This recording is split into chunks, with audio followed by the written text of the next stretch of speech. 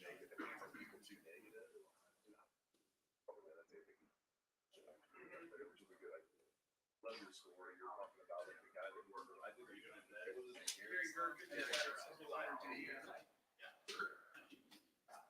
Played in the war. I played in the war. I played in the war. Played in the war. Oh, the military and football during the war. Why not? You know how baseball caught on in Japan after the war? I don't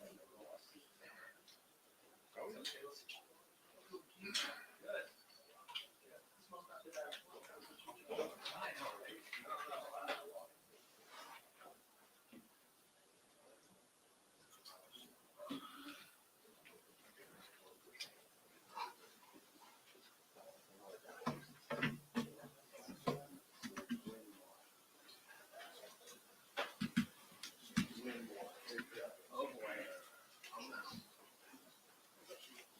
Dan either got special intel or he's a game over.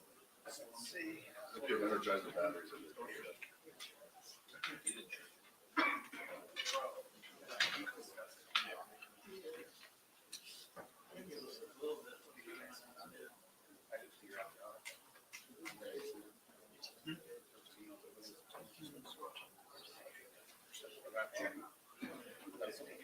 I'm free then.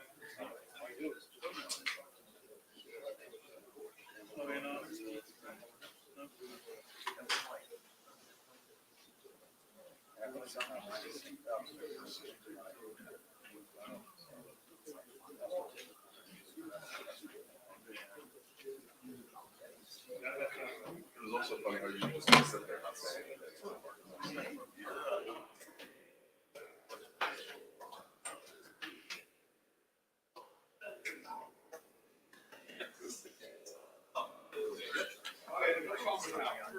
That was funny, like the community was talking. We were like, yeah, you guys take this one.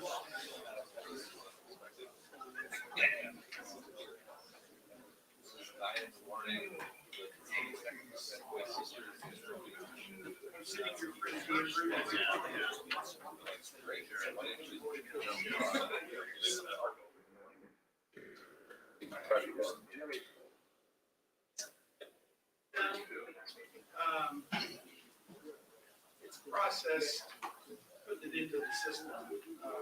How much sleep you get? You can't just use it. It varies. Last night, not much. You gotta wait for it to, the transactions will come in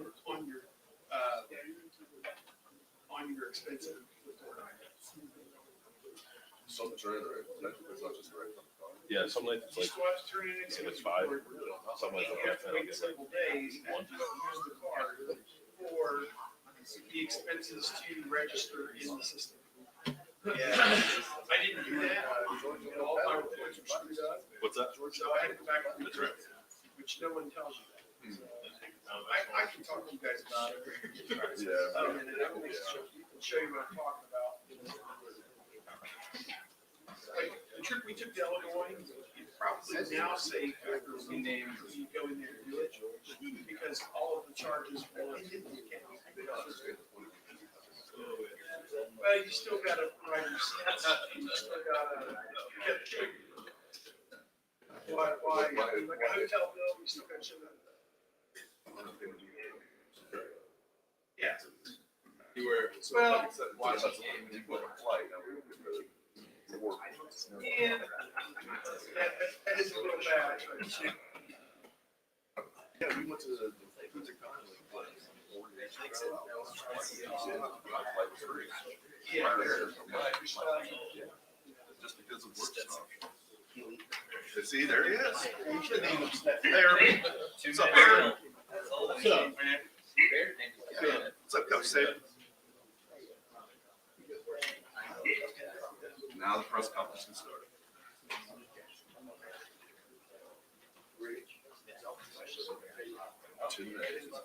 We're using that simulator. Oh, man. That's a nice spot. It is.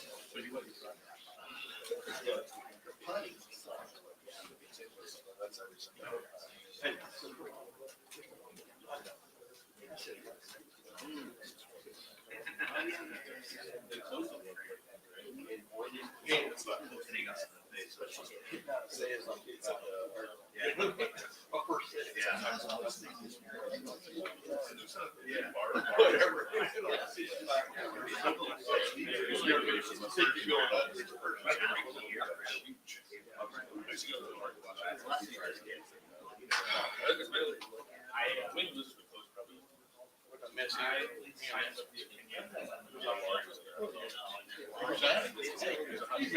Good career. That was.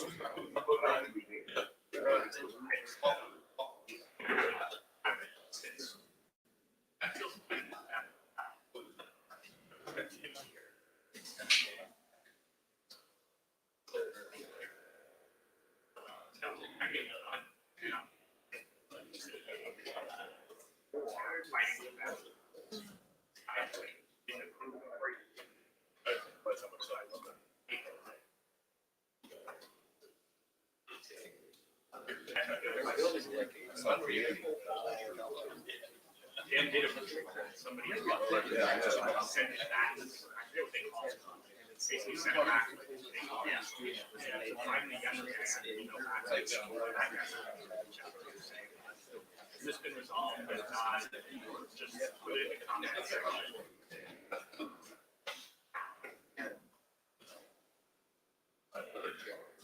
Yeah, I got the email back.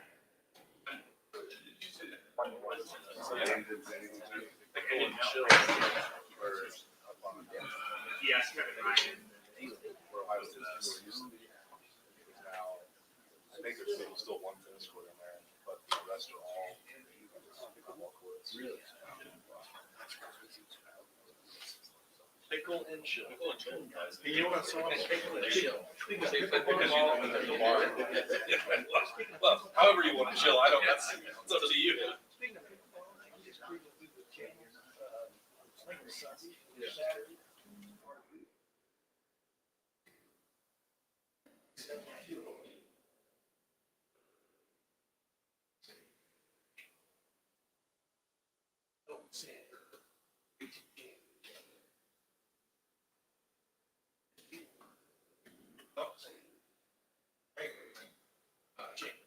They got this guy.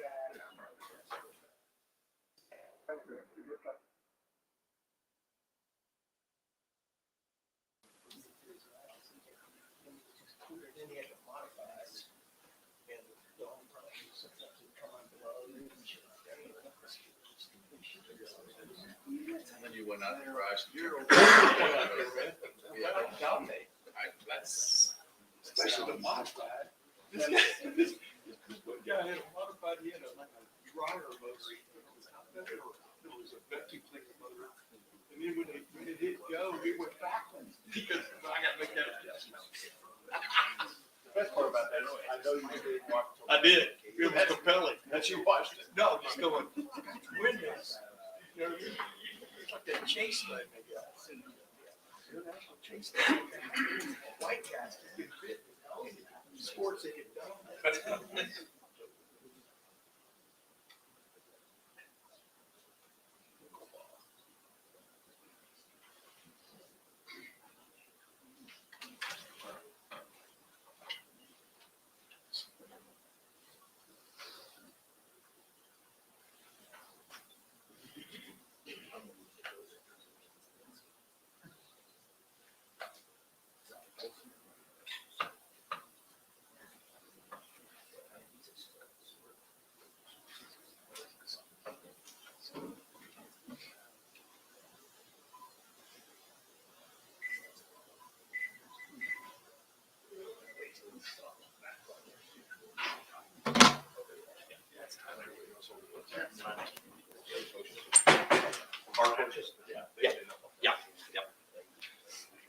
All right, folks, we'll get back into the routine. We're gonna open up the floor for questions. Feels like we're in game week right here. Yeah. Dave Biddle, 24/7 Sports. Hi, Ryan. I know Kirk Herbstreit threw it out there that you might be considering giving up play calling duties. Can you get into that? Are you considering that? How would that work if you do that?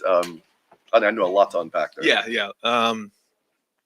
what we're going to do is go through the spring, talk to Brian about that, and create some environments where we can call it. Have Jim call it, have an opportunity for Brian to call it, and then we'll come up for air at the end of the spring and kind of figure out what that dynamic looks like going into the preseason, and then to obviously the season. So we won't decide on any of that now, but certainly give him an opportunity to kind of call it this spring and see how that goes. Jerry, so there's one guy in the portal that you probably will land that you can't talk about. But can you talk about the other guys that Yeah. you had that you can talk about? And do you feel like you're done adding from the portal, or could you add maybe another player or two? Yeah, I think there's two different windows. The first window there, and so I guess we added 5 guys there in different areas, and I think it's been pretty clear that when we bring guys in, and from the transfer portal, it's to fill needs. We're not just bringing guys in to bring guys in. So all of these guys fill a need for us. First off, Jihad Carter comes in at safety. We're now in that 3 safety system. We wanted to make sure that we had the right numbers there. Jihad has stepped right in right off the bat and done a nice job, and so we're looking forward to seeing him on the field this spring. Victor Cutler, having Luke Whippler declare we needed another guy, especially inside. So, looking forward to see what he can do this spring. John Furlman comes in as a long snapper since, Brad graduated after a nice long career and a very productive career here. So he again fills a need. And then Tristan Gibbia comes in a unique situation where, we always want to have 4 quarterbacks on the roster here. That's not easy to do in today's day and age. Tristan has played in a rivalry game out there, Oregon versus Oregon State, did a nice job there. He has shared with us that he wants to be a GA and a coach, and felt like coming here was an opportunity to build his network, but also provide some depth and be able to possibly, help in that room. Now he's coming in with the mindset that, if he gets on the field, he's ready to go, but thought he was really a great addition to the room and can help mentor some of those young guys in there. Frank, just to go back to maybe the offensive play calling, even if you don't have a plan right now, why is it that you're more open to it right now? I think you've alluded to in the past all the demands on your time that aren't related to coaching. Is that part of your thinking here, why you're more open to it now than maybe you have been in the past? Yeah, I think when year after year, you sit down and you'll evaluate, everything in the program, and certainly evaluate where college football is and demands of the job the way it is now, as opposed to 2 years ago, 4 years ago, and then as we started. But and have to look at time management. I think that during the season or during the off season, no problem at all. Beginning of the season, pretty good. As we get to the middle of the season, end of the season, I feel like there's times where I have to, manage my time a little bit better and make sure that, as a head coach, there's enough presence going around the building late in the season. And so trying to figure out how to best remedy that, just making sure that I'm evaluating myself as the head coach the right way. And there's a lot of different things that are changing on a daily basis. And so, whether that's giving up the play calling and letting Brian do it or not, we'll decide that here in the next few months, probably. But just trying to figure out how to do a better job of that. You could have done anything with that position. What made Brian the pick for you? Yeah, well, first off, I think Brian has done a great job in his football career of, you follow all the way through in high school. Then he comes to Ohio State, plays at a high level, then goes on to the NFL, and not only has an NFL career, but a sustained NFL career, and maximized himself. Then he comes in, steps into a situation here where he gets thrust into the wide receiver role, does an excellent job, has now really, in my opinion, done a job of solidifying himself as the best wide receiver coach in the country. And I think that's important as a coach, is to get really good at something, be an expert at something. And because of that, in his recruiting and his development of that wide receiver room, you've seen his development. Now this year, he took on the role as a pass game coordinator and challenged them about protections, challenged them about even learning about the run game. And I thought he did a great job of that as well. So his recruiting is certainly important, understanding Ohio State. He loves Ohio State.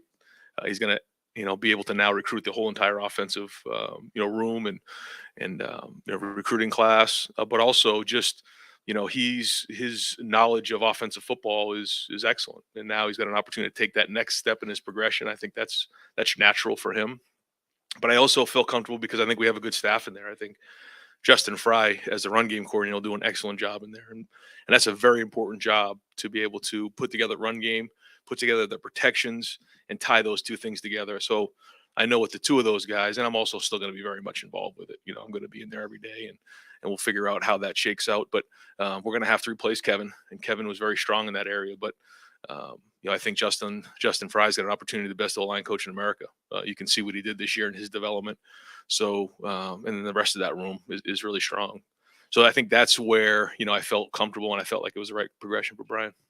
Far right, Tony Gerben, Buckeye Huddle. Ryan, the quarterback competition this year, what makes Devin difficult competition for Kyle? What makes Kyle difficult competition for Devin? I'm excited to see these two guys compete. What an unbelievable opportunity for both of them. When you look at the guys that are surrounding and the cast that's surrounding them, I mean, you couldn't be more excited to be quarterback right now, I would think, in college football. So Kyle's now going into year 3. Devin's going into year 2. So I'd say, you know, Kyle has one more year of experience and has started one game. You know, he's played in games more than Devin. But it's going to be a heck of a competition. You know, I'm really looking forward to seeing it. They both have a little bit of a different skill set. And, you know, it's going to be fun to watch them compete this spring. Is there a danger in not having a starter after spring? You know, I don't know. I don't know where we'll be. You know, I hope that one of them emerges and we can name them a starter. I really do. Because I think the way that our dynamic is, I think, you know, it'd be great for our program to be able to do that. There was times in the past where, you know, I just didn't see that happening. I'm hoping that can happen. If it doesn't, it doesn't. But you know, some vision on who the starter is coming out of the spring would be nice. So hoping that one of them emerges here in these 15 practices. Fourth row right, Cameron T. Robinson, the athletic. Ryan, you mentioned their different skill sets. When you've seen them in practice, what have you seen from them, and how much have you seen Devin grow since he first started? Yeah, no, he's grown. He's done a good job. You know, it's hard when you're the backup, as you know, especially, you know, for Devin being the third, you're splitting sometimes the backup reps when you're trying to get CJ ready to go.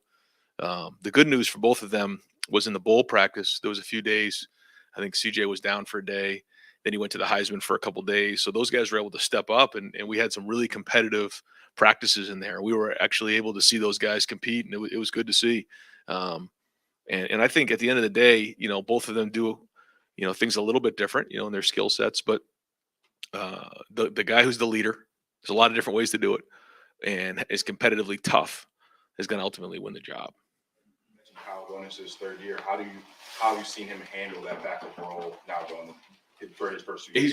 He's grown. And I think he's done a good job of it. His attitude's been excellent. You know, he's very hardworking. So now it's time to go put it on the field and compete. Third row right, Rob Allen, Columbus Dispatch. Ryan, there's this narrative out there that Ohio State's falling behind in NIL. Do you agree with that? You still have a top 5 class. What more can be done? Does more need to happen? And how are you adjusting to this Wild West? Yeah, no, it's a great question. I think the first thing is, you know, we're really situated in a great situation for NIL. You know, what I've been told is that, you know, in terms of legislative things coming down, we don't foresee a lot of change here in the near future. So I think when it first happened, nobody was too sure of how this was going to shake out. And, you know, in short order, people have handled it in different ways. I think our guys have done very, very well, but a little bit different in the recruiting area because there's different parts of NIL. There's your current team, there's the portal, and then there's the recruiting area. I think because it's going to be here for a while and it's not going anywhere, this is something that really has to be done well. It has to be built the right way. It's going to be a big business, and so you know, in order to do something like that, it has to be done the right way. And certainly, you know, at Ohio State, you know, we're held to a very high standard. So there's a lot of people working hard towards that. I'm excited because I think that ultimately we're going to be in a really good place. But sometimes in order to do something, it takes a little bit longer. We're all urgent to get it done. But I am confident here, you know, over the next couple of months, we're going to have a really good plan together in place and have an opportunity to be one of the best in the country. Because when you combine everything that we have here, certainly we have an opportunity to be the best in the country. How frustrating is it when you hear these other stories, maybe you hear them, maybe you don't, of what's going on, and just like, we can't do that, or should we be doing that? Yeah. I mean, what are those discussions like with Gene? Yeah. Oh, trust me. Yeah, there's a lot of conversation about it. And there's, there's frustration. There is. Anytime you're in a situation where, things can get gray and there's uncertainty, it creates a lot of hard feelings. But I think where we sit right now, we have a vision of where we want to be. And I think what the most important thing is that we go and do it now and put this plan together and then move forward. But yeah, to say over the last year, there hasn't been that type of, angst. Yeah, I'd be lying. I mean, that there is that feeling. And the biggest thing I think we've done though, is we've advocated for our guys. I think the guys that have come in this class love the product that Ohio State has to offer. And certainly NIL is a big part of it. And some of our guys are doing really good. The majority of our guys are doing very, very good. But it's all product of Ohio State and what Ohio State has to offer in the city of Columbus and our program and our development and, playing in the shoe. And just, there's so many things that come with being an Ohio State Buckeye too, that so many of these guys understand. And I think when you look at our class, that's going to show in the end that these guys really understand what that means. That being said, we're going to advocate like crazy and put this together so that, we're able to take care of our guys the way that they deserve to be. Ryan, to follow up on some of the play calling stuff and Brian calling plays in the spring, what do you look for in a play caller? And what will you look for in those situations from him? What kind of feel can you get from spring and him going against Jim? Yeah, I think it's just a lot of his experience. Just, getting a feel for those situations and getting your mind wrapped around situations and being prepared. And it's really just the experience of it. Once you start to, do what you learn and you make mistakes and you learn, and just like anything else. I mean, there's a time where, I had to call it for the first time and, and then you make mistakes and you learn. I think that's one of the things that Brian has done an unbelievable job of, in his career. When are you really ready to call plays? I don't know. I guess when are you ready to be a parent? When are you ready to buy your first house? You don't know, right? But you figure it out. You learn, you make mistakes, and you learn. Now it's time to really, have an opportunity here this spring, and then hopefully in the preseason to do those types of things and try to create game environments, which I think is also important for the quarterbacks. As you look into the spring, I think our team, the more game-like situations we can create, is going to be important. Usually in the spring, it's so heavy on fundamentals and segmented drills. We're going to do that. But I also think we need to put some game situations in there, let the quarterbacks play, let the coordinators call it. Are you giving any thought as well to how you'll do rep with the quarterbacks as well? I haven't got that far yet, no. Yeah. Right next door, Tim May on 3 Letterman Road. With that in mind, do you intend to make this a fair fight at quarterback, right? Yeah. Are they starting from ground zero? I mean, obviously Kyle was the backup last year when was the first guy to go in. How do you, mentally, because I would think that the head coach makes the call finally. How do you go back to ground zero with guys when you already know something about them? What's the trick to that? Yeah, I hear what you're saying. I mean, they're both going to get a ton of reps, and Tristan's going to get some, and then when Lincoln gets in the summer, he'll get some as well. But no, I mean, they're going to get a bunch of reps and compete, and you try to do the best you can to look at their statistics, like their completion percentage, and there's a lot that goes with that, drops and things like that. But at the end of the day, it's got to be the guy that our team believes in and the coaching staff believes in that can lead our team to a championship. That's, not always clear. It's sometimes can be a little gray, but you do the best you can. Hey, just an adjunct question to that. Can you be a true leader as a quarterback until you're named number one? Do you understand what I'm saying? I mean, until the head coach or somebody says, this is our guy, how can you exude yourself as a leader? Yeah, I absolutely think you can. Yeah. I was told the story that, I don't know the exact truth, whether it's become more of an urban legend or not, but when Tom Brady first went to the Patriots, he bought this funky looking car. And the reason he did it was because when everybody showed up, his car was there. When he went home, everybody saw the car was there. And he set a standard. And then you have to set a standard and a work ethic. And then once you create that standard, you have to help others live up to that standard, whether it's inspiring them, encouraging them, challenging them. And that's what being a leader is. And usually, when you have a leader like that, someone says he was a leader when he walked in the building. Sometimes it takes a little time, Now, being named the starter sometimes can give them more confidence to help them give a voice and put them into situations where they have to lead. But I think, it's a skill that you can learn, and you don't necessarily need to be the starting quarterback to be a leader. And my number 2 question was running back wise. At the end of the year last year, it's like y'all were robbing Peter to pay Paul. Yeah. You can visualize right now y'all having 4 or 5 guys in that room. It could be as stout a room as you've had. Yep. Is it crazy how that goes? And number 2, is Travion, for example, will he be available during the spring? Just what's sort of the approach there? Well, it's funny. I was thinking about that going into the preseason. We talked about how we had Mayan and Trey, and how was that going to work, and who was going to get all the reps. And you look at the way the season shook out. We were relying on Dallin and Chip and X to carry the ball for us. We even had Mitch Rossi at the end of the game playing for us in the final drive at tailback. So I think I mentioned it last year. You're going to need everybody. I think the room has a chance to be very strong, which is great. But when you're talking about that many number of games, you're going to need them all. And we did last year, and we're going to need them again this year. So, there are a couple guys here that will be out for the spring. This is not everybody, but I do have a quick list of guys who won't be available this spring. Julian, Emeka, Tommy, Trey, Mitchell Melton, Court, and I can't read your writing here. Is that Pryor? Yeah. Evan Pryor won't be available. I think there'll be a couple more, and we'll give you an update as we get closer to spring. But these guys have had, some long-term just surgeries here. We'll have them ready after the spring, but we're just going to be careful with them throughout the spring. So, yes, sir. Second row left, Stephen Means, Cleveland.com. Just given the level of this program, there's typically some work that has to be done to get here, even as an assistant coach. Yep. You have 3 guys in your staff who didn't necessarily take that route. They come up from GA to assistant coach level with Brian, Corey, and Parker. With those guys, is there a trait you see with guys like that who can make that jump immediately, whether it's as a recruiter, developer, all the above? No, I think it's a great question. I think it's important to have guys. There's a lot of really successful organizations that, promote from within when appropriate. Sometimes, we've gone outside the program, but for guys who are really intelligent, work hard, understand the culture, and can bring value to our program, there's a lot of value in that. And I think you've seen Brian do it at a high level. I'm pleased with some things that we saw with Parker this year, and now I'm excited with Keenan. I think he's brought unbelievable value here over his years. I think you'll hear from the guys on the team and just people who have been around him, how talented he is.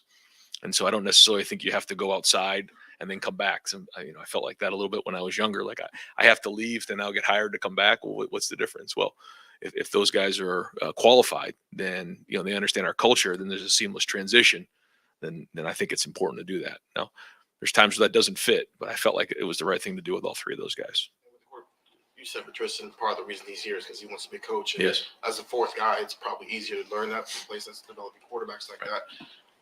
In those conversations with him, did maybe that change your philosophy of how you go about looking for a 4th quarterback at times, given the different ways you've had it since you've been here? Yeah, when you look at when we had Chugs and we look at Gunnar Hoke, those were the same type of conversations, a little bit different than with Tristan. Tristan was really made it clear that he wants to be a coach, and this is an opportunity to almost be like a graduate assistant this year and help mentor that room. But that being said, he's played football and he's been in rivalry games. He's played more football than anybody in that room. So I thought it was a unique situation. I thought, Corey did a good job of identifying him. And I think that's important when you look at some of those NFL teams and, those guys are in the backup roles, those guys who are supporting the starter. That really helps with the culture, and I'm hoping he can provide that for us. And who knows, you just never know how things shake out. Look what happened to the 49ers in that game. They're down. They didn't really have much of a quarterback to play with at the end of that season. You never know what's going to happen. So we want to make sure we have 4 guys. We haven't always had that because it's hard to find people in this role. And I think it's a unique role that Tristan's willing to take on. And so we're very grateful and certainly have embraced them. Coach Jacob James. Okay, good. Third row left, Dan Hope, 11 Warriors. Ryan, as you mentioned, you guys have already added 5 transfers. That's more than you've ever added before in 1 year. Do you attribute that more to just having more needs this year, or to you guys adapting to the portal becoming a bigger thing? Probably both. We haven't had a lot of folks transfer out here. I think we're probably below the average. We'll see what happens after spring practice, but I'm when you look at after all said and done with this class, and you look at I think we had 20 guys, right, Jerry? Yep. With 20 guys, and when you look at the average, the quality of the guy, it was really really well done. So I'm really pleased with that part of it. I know there was some guys down the stretch that we didn't quite get, but again, when the dust settled, it's a very strong class. It wasn't a big class because we didn't have as many needs, and we didn't have when you look at the numbers, we wanted to fill some holes with some more experienced guys. And I think that's where I guess we ended up with 25 guys in terms of an addition, which is typically what a normal class would be at 25 guys. When you have a need, like for instance at safety, where you need to have some guys step in the offensive line because you lose a guy because he leaves early. You want to maybe fill that in with a more experienced guy. When that fits, you do it. And that's what we've done. We'll see how it shakes out this spring, but that 25 number is typically what we've done in terms of guys leaving and then guys coming in. How do you feel about the situation at offensive tackle right now? But okay, it's going to be.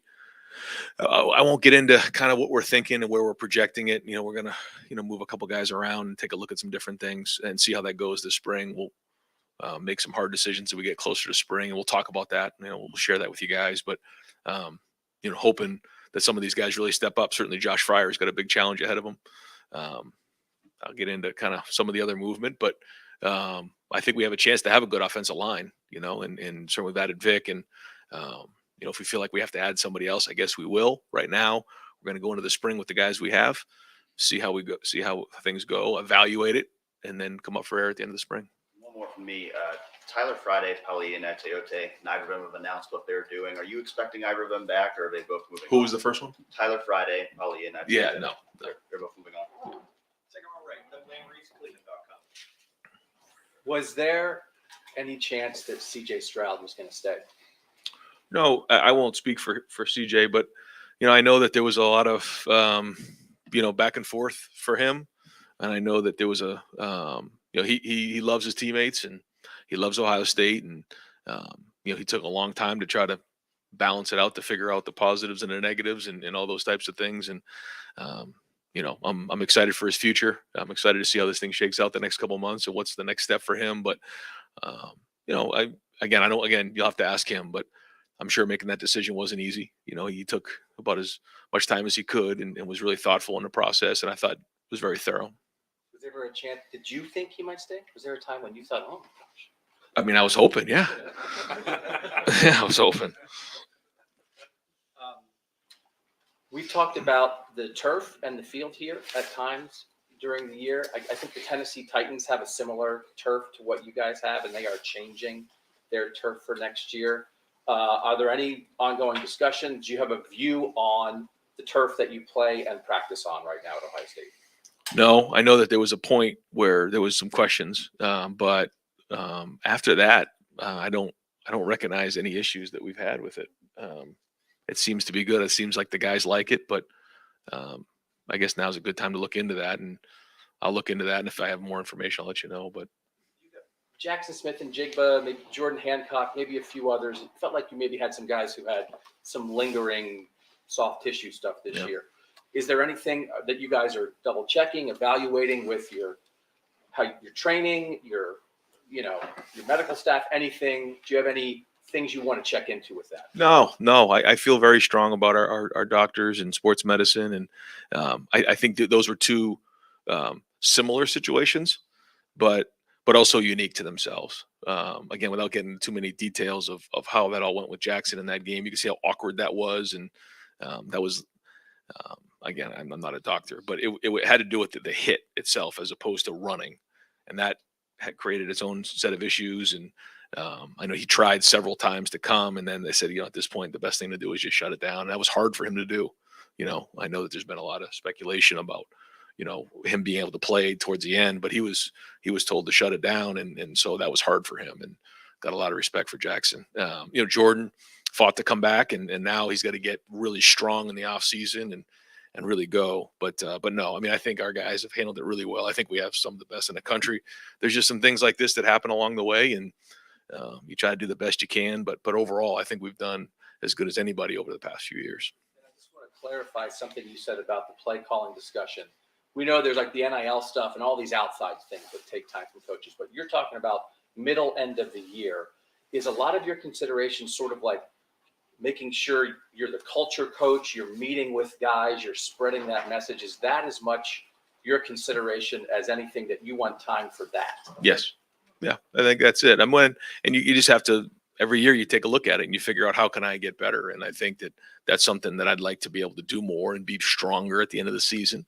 When you're so caught up with the weeds of what's 3rd and 4 and 4th and 2 and in the red zone and those type of things, it can pull you away from that a little bit. So, not saying that it won't happen that way, but just want to make sure that I'm thoughtful of that and make sure that I'm strong in that area and doing my part. And I know this is my 9th question, but I have to ask about this because you mentioned Tom Brady. Yeah. He retired again today. Right. Was his first year as a starter your last year as the starter at New Hampshire? Yeah. So yes. Yep. So when I got done with my senior year, that was the first year he was a rookie. And me and a couple of my roommates decided the day before, I think it was like on a Thursday, we were going to get in the car up in New Hampshire and drive down to New Orleans. Well, yeah, we got a rental car and drove down to New Orleans to see them play the Rams, and with no ticket. We slept on the floor of a buddy's room, and a buddy or a friend of ours bought us a flight back after the game. But that was his rookie year. And then the rest was history when Vinatieri kicked the field goal, because, I grew up a Patriots fan. So that was really the first big Super Bowl. And I remember in '85 when they played the Bears, that was big. They played New Orleans, but when they beat the Rams, that was the start of that whole dynasty up there. And what an unbelievable career that he's had. Somebody that I've looked up to, as when I played, watching him, and then as I've kind of gone on with my career, I tell my family he's older than me, so like just amazing that he's just taking care of his body. He's the pillar of unbelievable discipline, and what an unbelievable career. In my opinion, the best quarterback to ever play the game. Yeah, I also wanted to ask about the offensive line. I mean, you look at every other position group and you probably feel pretty good about it. That's the major questions at almost every position there. How concerned are you about that? And specifically, is Matt Jones going to slide to center? Is that the idea right now? Right now, the idea is to keep Matt and Donovan at guards, find a center. I think Carson Hinsman has had a really good bowl practice, and Jacob won't be here this spring, but he'll be in the battle. Vic has also played some center, so we'll try to figure out, out of those three, if we can find a starting center there. Josh, will be important for him to step in. He did play some for us last year. He started in Michigan State game and 2 years ago, and then this year he had to start as well. Was it the Indiana game? Yeah, and played well. But now it's a different when you're a starter. But so it's an important offseason for him. And then we have a few other, younger guys that are going to have to step up. I think we're going to move Tegra to tackle. You have Zen at tackle. George is going to have a great offseason. And then, we're excited about some of those younger guys being able to step into those roles and see if they can give us something there. But we have to find 2 new starting tackles. Josh at left tackle, probably. That's what we're working through that now. Yeah. Also, James Laurinaitis, obviously, was hired. Do you envision him kind of going maybe the Brian Hartline route, where first year you're kind of mentoring the linebackers, you're coaching them, but not officially, and then next year or whenever he steps into that kind of role? And what do you think he brings? He brings great experience. He brings somebody who's another former player on staff here, which is exciting to me. When you have guys who played here, played the NFL, but now we're back part of the program. It just means a little something more, and I totally recognize that. He understands what it means to be a Buckeye, and certainly was excited to get back to Columbus. So I think that's the first thing. The second thing is experience. In his role, he's accountable coach, which is great, and excited for him to get here and jump in with 2 feet, learn Jim's system. I know he's excited to learn from Jim about how we do things, and I know the linebacker room is excited to have him. And one last thing.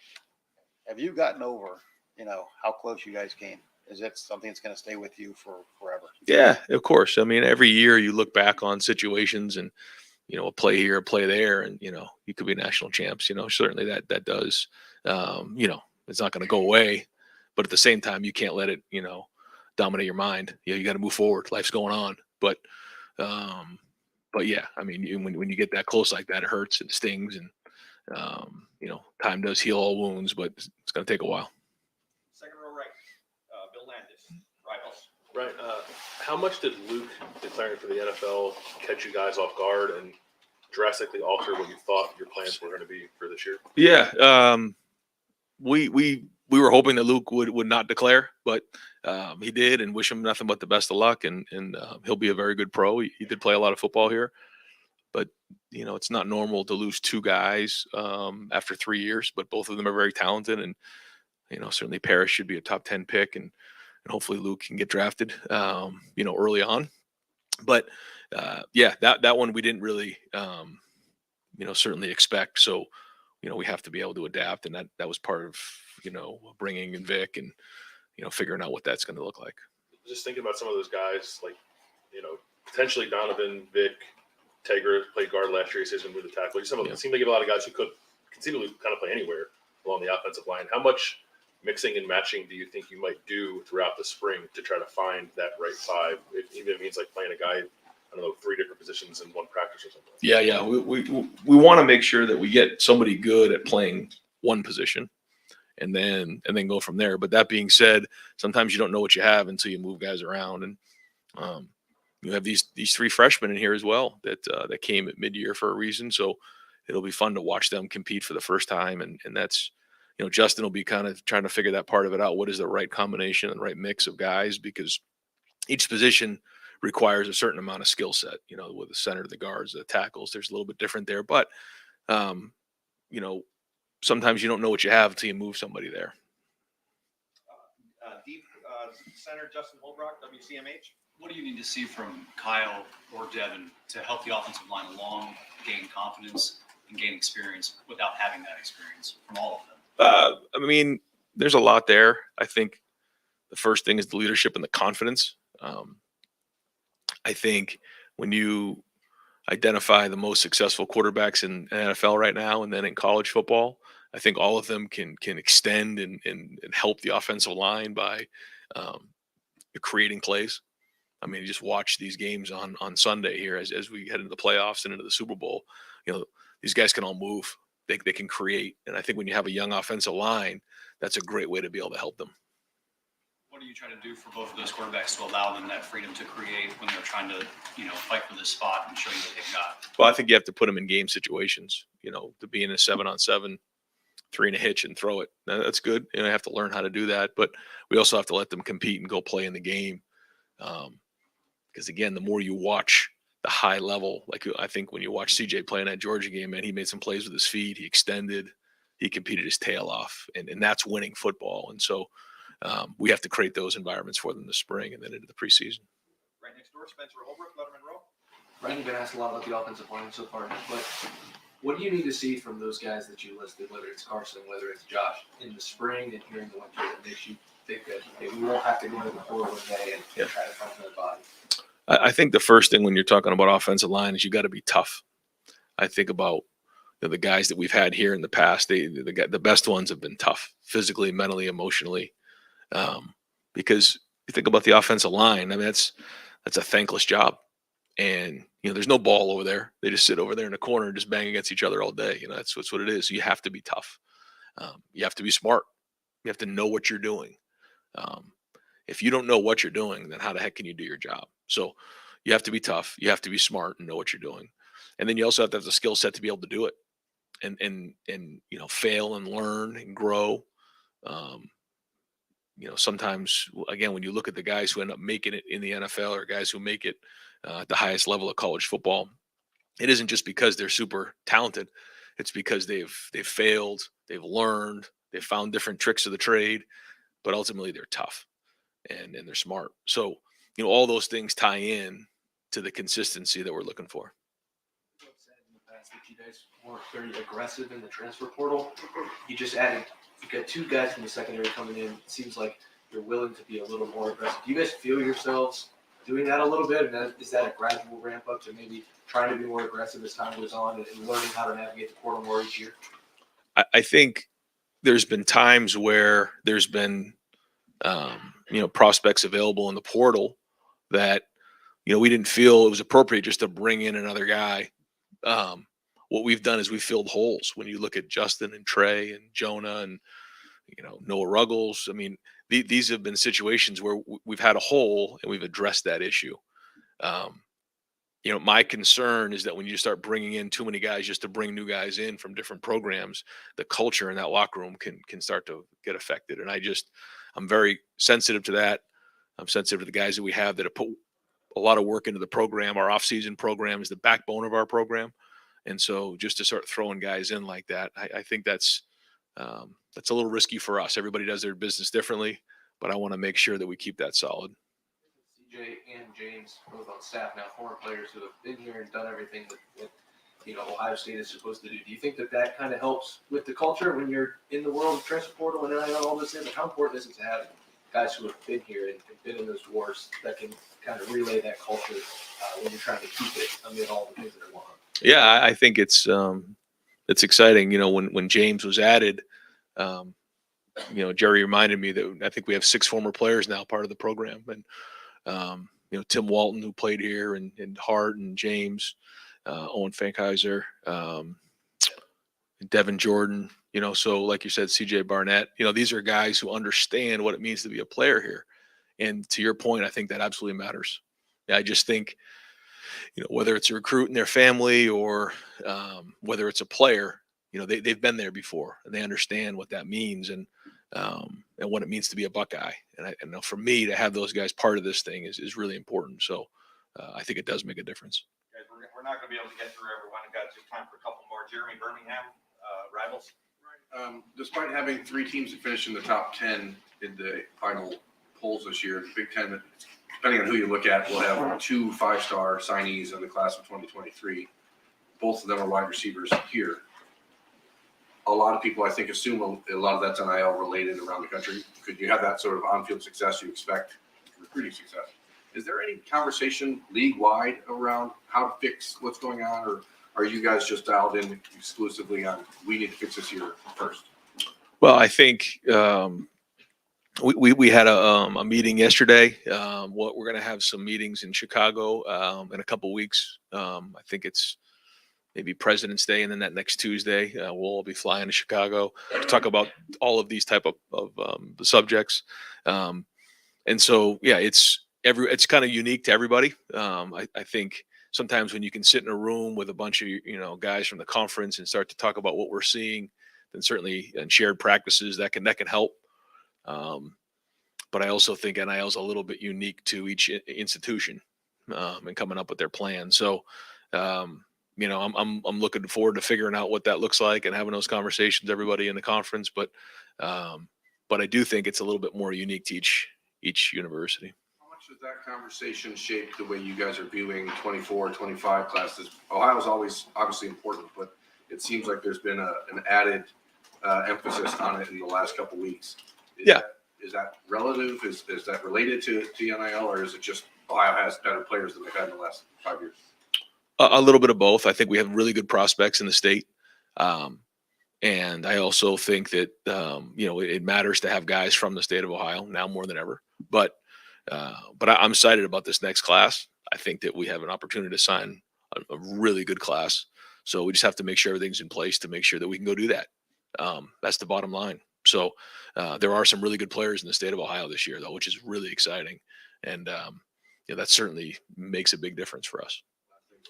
You had 11 new guys come into the program 3 weeks ago. How have Luke and Austin, very mature kids, how have they handled their transition? I think it's been excellent. When we went through everybody yesterday in a staff meeting, and the feedback was very, very good. I like you said, I like their maturity. Physically they have to continue to get stronger. And we had a team run earlier this morning at 6:30, and they look good. They look good moving around out there. I'm excited to see them compete. I tell them all the time, and I'm going to bring them in and tell them again, there's going to be some point in the spring where you say to yourself, man, I hate this. I don't even know if I want to play football anymore. That's part of the process being a freshman. But I think that's become easier and easier. I think about, again, when I checked in my first year, it was in August, and we were checking into a dorm, and you were meeting everybody for the first time, in terms of your teammates. These guys have known each other for a long time. They know what this is. They've seen workouts. They've gone to spring practice. They've been around. Some of these guys were actually, at the bowl practices. They weren't actually really allowed to compete, to be a part of it. We didn't do that, but they saw it. They know what it looks like. So I think that's been a little bit easier for them to assimilate into the program even early on in our workouts. I think I'm hoping that this group can be a little bit further along there. And when you can do that in the spring, that usually leads to playing in the fall. And so, good group so far. Pat Murphy, 24/7 Sports. Ryan, in 2019, you guys lose a close semifinal to Clemson, and that offseason you were pretty public about that being a motivating factor to get back. Obviously, 2020 was a strange season, but you do make it to the national championship game. Does this feel similar this offseason, or is it a different approach when in talking about the Georgia game and kind of a motivating factor? We'll see. We'll see. I mean, there's a lot of guys who are highly motivated. When you get that close, you're talking about one or two plays and one or two calls, and just, that hurts. It does. And so I know it's motivating to our guys. But when you think about that year, there was COVID, right? And it was all that. So that was a strange year. Guys fighting for a season, and there was just so many more things on our plate. And I guess it was probably about a month from right now when everything got shut down. So that whole off season was unique.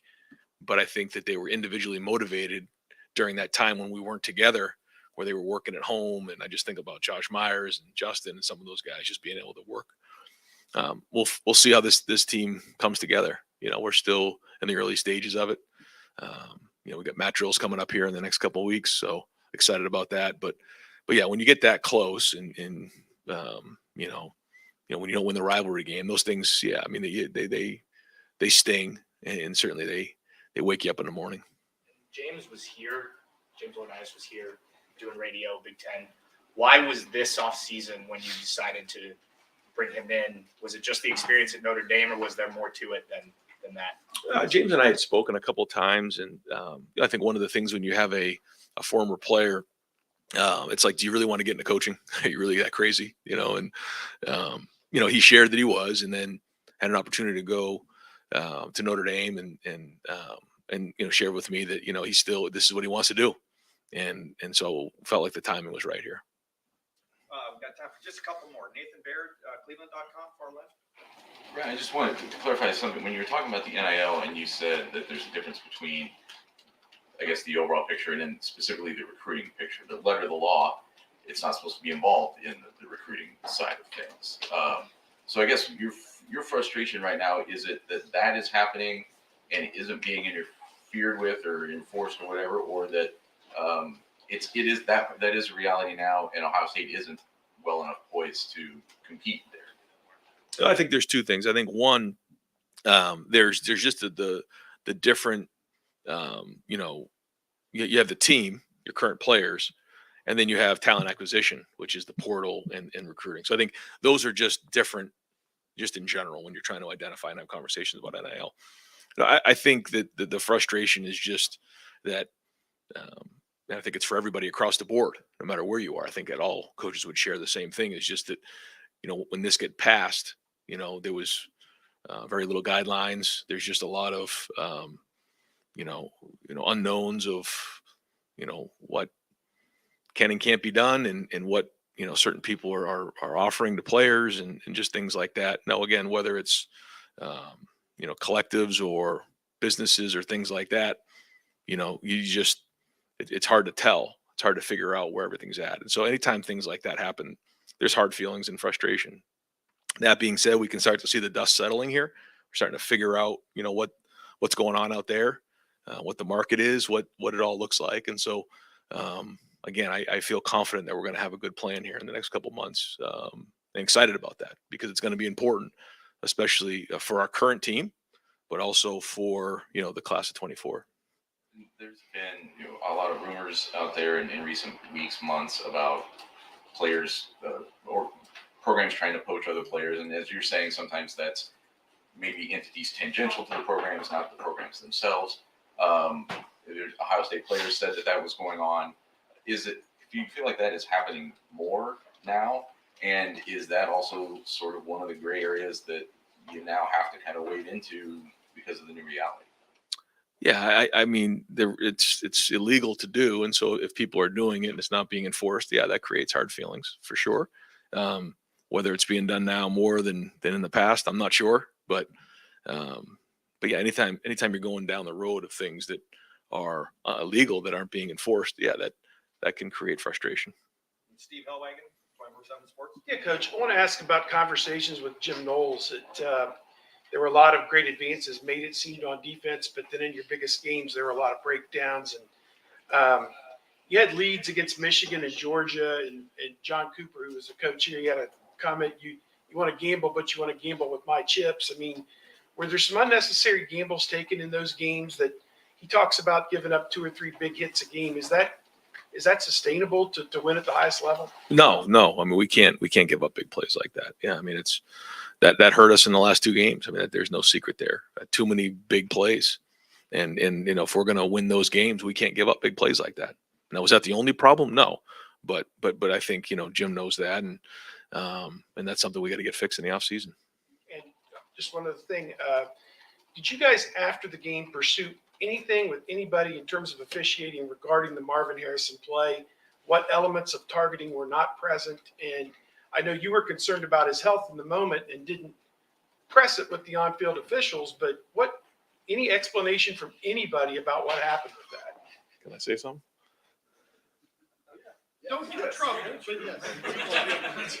I've tried to pursue it and can't get a straight answer from anybody no one will even talk about it. So Yeah, this is the championship of your sport, and there's no transparency. Yeah. Yeah. I mean, I made a lot of calls after the game. I felt like it was targeting. In the moment, when things are moving fast and you can't see the replay, it's very hard to see.